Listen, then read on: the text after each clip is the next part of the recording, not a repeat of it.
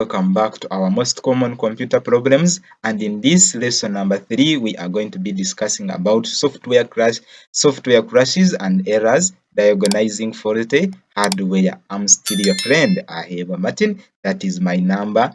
This is my number. This is my email. So let's dive into our lesson without wasting a lot of time. So I think you can see the man here. The man is seriously recording, and there is something seriously disrupting this man on his computer.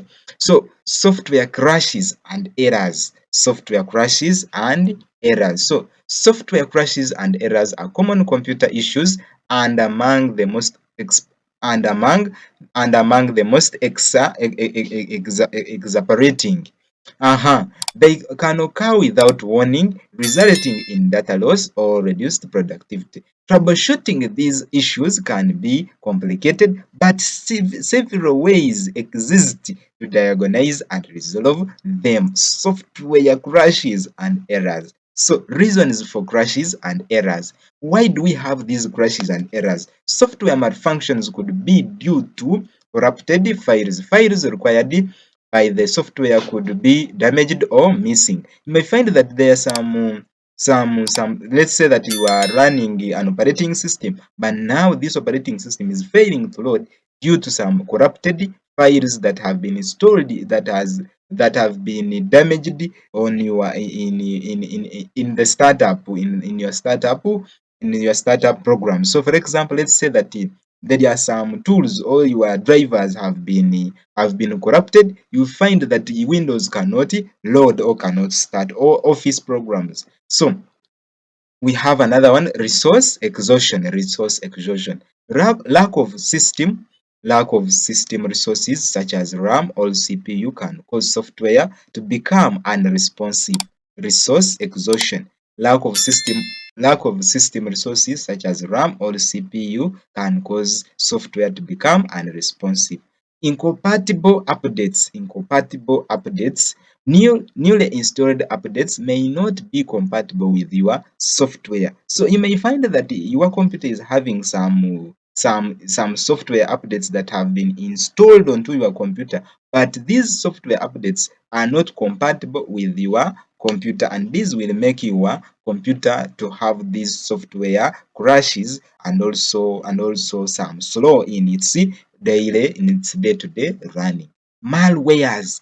Viruses and malwares may interfere with the software operations, as how we have been seeing in previous videos. Troubleshooting software issues.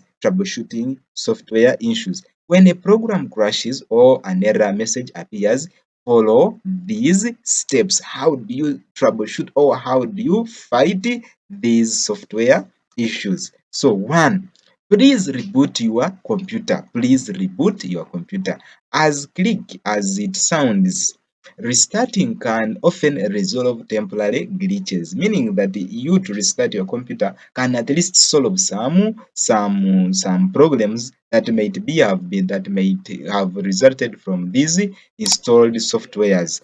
Then run the software as an administrator. Run the software as an administrator. Certain programs require admin permissions to function correctly. So you may find that the program you are trying to run needs your needs the admin permissions to function correctly. Update the software. Update the software. Developers release patches to fix known Developers release patches to fix known issues. Keeping your software updated might resolve the problem. So we are troubleshooting software issues.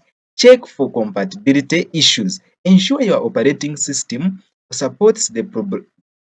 Ensure your operating system supports the problematic software. So make sure that the operating system has the programs to make sure that it supports or it solves the problem that you might be encountering. So meaning that, let's say that it is a virus, you have to install an antivirus program for your computer to solve the problem of the virus threats or virus programs that have been installed onto your computer. So they are saying that they are continuing to say that reinstall the software. Uninstalling and reinstalling the program can replace corrupted files with fresh ones. So let's say that your office is having some challenges, or your web browsers like Chrome is having some challenges. You may need to uninstall it and reinstall another program for you to have your computer run smoothly. Keeping software updated. Periodically checking for software updates is essential. Not only do updates add new features, but they also address known bugs and security vulnerabilities. So keeping software updated. If trouble persists with a particular application, consider contacting the software manufacturer for support. Often they are aware of common problems with their products and may offer a patch or a workaround. So meaning that, for example, let's say that you bought a software from someone, you may consider going back to that person in case your troubleshooting ideas have failed. You may consider to go back to that vendor or that software seller who you bought that software from for more information or for more help. Then we are having what we call hardware failures. Hardware failures. So when a physical component of your computer starts to malfunction, it is referred to as a hardware failure. Identifying and resolving hardware problems can be trickier than software issues, as it sometimes requires physically opening up your machine. You see this here, what is here? So you see the image. The guy is frustrated, is trying to diagnose, is trying to troubleshoot. He has opened up the PC, the machine. So signs of impending failure. Common indicators of hardware issues include unusual noises. You may hear your computer is making a lot of noise, like clicking sounds from a hard drive.